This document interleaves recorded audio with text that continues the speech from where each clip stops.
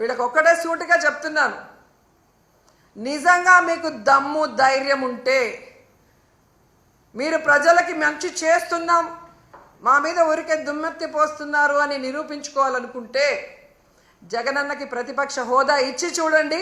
జగనన్న అసెంబ్లీకి వస్తారు. గత ప్రభుత్వంలో జగనన్న ఏం హామీలు ఇచ్చారు, ఏం నెరవేర్చారు, ఈ రాష్ట్రాన్ని ఎలా అభివృద్ధి వైపుకు నడిపించారు, ఈరోజు మీరు ఎన్నికల్లో ఏం హామీ ఇచ్చారు, ఈ 9 నెలల కాలంలో 1,00,000 కోట్లకు పైగా ఎలా అప్పులు చేసి రాష్ట్రాన్ని అప్పుల్లో ముంచేస్తూ ప్రజలకి ఒక్క హామీని కూడా నెరవేర్చకుండా ఇంకా అప్పులు కావాలని ఎలా ప్రయత్నాలు చేస్తున్నారు, ప్రజల్ని ఎట్లా మోసం చేస్తున్నారు అనేది ప్రజలకు తెలిసేలాగా మాట్లాడతారు.